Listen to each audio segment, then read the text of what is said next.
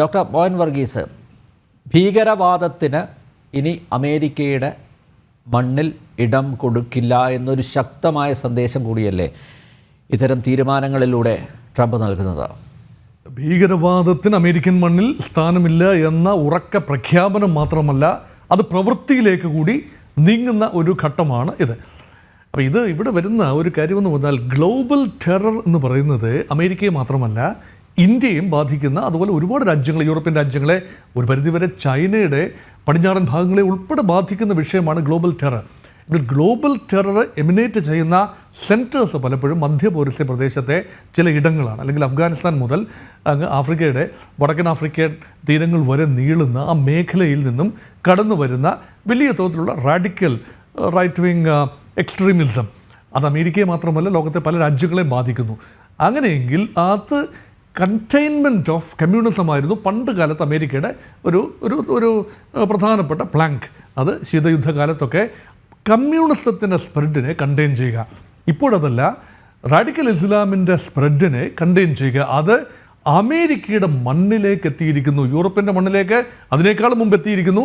European രാജ്യങ്ങളുടെ തന്നെ demographic, അതായത് ജനസംഖ്യാപരമായ കോമ്പോസിഷൻ മാറി മറിയുകയാണ്. അത് വളരെ ഭീതിയോടുകൂടി തന്നെയാണ് യൂറോപ്യൻ രാജ്യത്തെ വെള്ളക്കാരായ ആളുകൾ അതിനെ കാണുന്നത്. ഇങ്ങനെ അമേരിക്കയുടെ ഉൾപ്പെടെ ഈ റാഡിക്കൽ തിങ്കിങ് ഇങ്ങനെ വളർന്നു കഴിഞ്ഞാൽ അമേരിക്കയുടെ ഉൾപ്പെടെ ജനസംഖ്യ അനുപാതം തന്നെ മാറി മറിയും. അങ്ങനെയെങ്കിൽ അവരുടെ കാര്യത്തിൽ നിയന്ത്രണം വേണം. അതിനെന്ത് ചെയ്യും എന്ന് ആലോചിച്ചിരിക്കുമ്പോഴാണ് ഡെമോക്രാറ്റിക് പാർട്ടിയും ബൈഡനും, അത് ഒബാമ കാലത്തും ബൈഡൻ്റെ കാലത്തും ക്ലിൻ്റൻ്റെ കാലത്തും ഡെമോക്രാറ്റുകളായ ആരെല്ലാം അമേരിക്ക ഭരിച്ചിരുന്നോ അവരെല്ലാം ഈ വിഭാഗങ്ങളെ അവരുടെ വോട്ട് ബാങ്കായി പരിഗണിച്ചിരുന്നു. പ്രത്യേകിച്ച് കാലിഫോർണിയ പോലെയുള്ള സംസ്ഥാനങ്ങളിലെ കറുത്തവർഗ്ഗക്കാരായ ആളുകൾ, പിന്നെ കുടിയേറ്റക്കാരായ മറ്റ് വിഭാഗങ്ങൾ, അങ്ങനെയൊക്കെ ആളുകൾ ഡെമോക്രാറ്റിക് പാർട്ടിക്ക് ശക്തമായ ബേസ് ഒരുക്കിയ ഒരു കാഴ്ചയാണ് കണ്ടത്. അത് റിപ്പബ്ലിക്കൻ പാർട്ടി വന്നപ്പോൾ, ഇപ്പോൾ പറഞ്ഞു റിപ്പബ്ലിക്കൻ പാർട്ടിയുടെ പൊതുനയമല്ല, ട്രംപ് വന്നപ്പോൾ പറഞ്ഞു ഇനി അത് നടക്കില്ല. ഡെമോക്രാറ്റിക് പാർട്ടി അനധികൃതമായി കുടിയേറിയ ആളുകൾക്കെല്ലാം തന്നെ സിറ്റിസൺഷിപ്പ് കൊടുത്ത് അവരുടെ ഡെമോക്രാറ്റിക് പാർട്ടിയുടെ പിണയാളുകളായി മാറ്റി, അവരുടെ സപ്പോർട്ടേഴ്സായിട്ട് മാറ്റി അവർ അമേരിക്കയെ നശിപ്പിക്കും. അമേരിക്കയിലെ തൊഴിലവസരങ്ങൾ, എക്സിസ്റ്റിംഗ് ആളുകളുടെ തൊഴിലവസരങ്ങൾ കാർന്നെടുക്കും. പ്രൊഡക്ഷൻ ഹബ് എന്നുള്ള നിലയിൽ അമേരിക്കയുടെ സ്ഥാനം മാറുന്നു. അത് ചൈന കൊണ്ടുപോകുന്നു, മറ്റ് രാജ്യങ്ങൾ കൊണ്ടുപോകുന്നു. മെയ്ക്ക് അമേരിക്ക ഗ്രേറ്റ് അഗെയിൻ എന്ന് പറഞ്ഞാൽ അമേരിക്കയിൽ ഇപ്പോഴുള്ള ആളുകൾ, ആ ആളുകൾ മതിയാകും. ഒരു നല്ല ശക്തമായ പ്രൊഡക്ഷൻ ബേസ് വേണം. അങ്ങനെയെങ്കിൽ ഇറക്കുമതി നിയന്ത്രിച്ചു കൊണ്ടുവരണം. ആഭ്യന്തര വ്യവസായങ്ങൾക്ക് വളരാൻ അന്തരീക്ഷമുണ്ടാകണം. അമേരിക്കയ്ക്കുള്ളിൽ തൊഴിലുണ്ടാകണം. ഇതെല്ലാം ചേർത്ത് വേണം വായിക്കാൻ. അനധികൃത കുടിയേറ്റക്കാർ, ഇനി അധികൃതമായി തന്നെ കുടിയേറുന്ന, അനിയന്ത്രിതമായി കുടിയേറുന്ന അധികൃത കുടിയേറ്റക്കാർ, ഇവരെല്ലാം ചേർന്ന് അമേരിക്കയെ മാറ്റിമറിക്കുകയാണ്.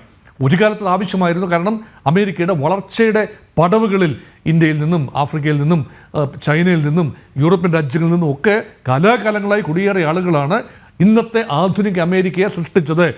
അതത് രാജ്യങ്ങൾക്ക് ബ്രെയിൻ ഡ്രെയിനായി മാറിയാലും അമേരിക്കയ്ക്ക് അതൊരു മുതൽക്കൂട്ടായി മാറി.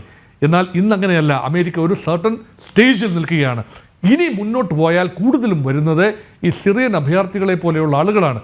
അതത് രാജ്യത്തെ വംശീയ വർഗീയ കലാപങ്ങൾ ഉണ്ടാകുമ്പോൾ അവിടുന്ന് രക്ഷപ്പെട്ടോടി വരുന്ന ആളുകൾ അമേരിക്കയ്ക്ക് ചില്ലറ തലവേദനയല്ല ഉണ്ടാക്കുന്നത്. അതുമാത്രമല്ല, അമേരിക്കയുടെ രാഷ്ട്രീയത്തിലും ആഭ്യന്തര രാഷ്ട്രീയത്തിലും വിദേശ നയ രൂപീകരണത്തിലും ഈ ശക്തികൾ സ്വാധീനം ചെലുത്തി തുടങ്ങി.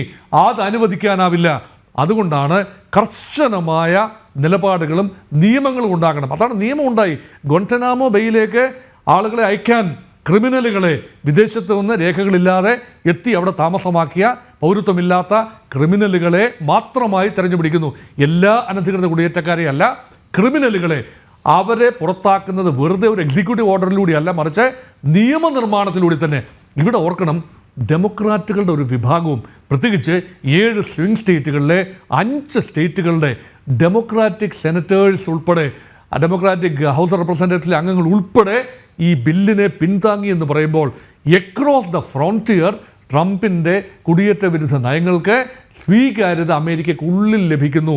മച്ച് ആൻറ്റിസിപ്പേറ്റഡ്, മച്ച് അവൈറ്റഡ് ഒരു തീരുമാനം എന്ന നിലയിൽ അത് വ്യാപകമായി അതിനെ സ്വീകരിക്കപ്പെടുന്നു. പക്ഷേ അതേസമയം തന്നെ ഇനിയിപ്പോൾ മനുഷ്യാവകാശ സംഘടനകൾ, ഹ്യൂമൻ റൈറ്റ് വാച്ച് ആകട്ടെ, ആംനസ്റ്റി ഇൻ്റർനാഷണൽ ആകട്ടെ, വ്യക്തികളുടെ സ്വാതന്ത്ര്യത്തെക്കുറിച്ച്, പൗരാവകാശങ്ങളെക്കുറിച്ച്, മനുഷ്യാവകാശങ്ങളെക്കുറിച്ച് അതിശക്തമായ പ്രഭാഷണങ്ങളും ഒക്കെ ഇനിയും നടത്തും. അപ്പോൾ അമേരിക്കയ്ക്കുള്ളിൽ തന്നെ വലിയ തോതിലുള്ള ഡിബേറ്റുകൾ ഇനിയിപ്പോൾ നടക്കാൻ പോവുകയാണ്.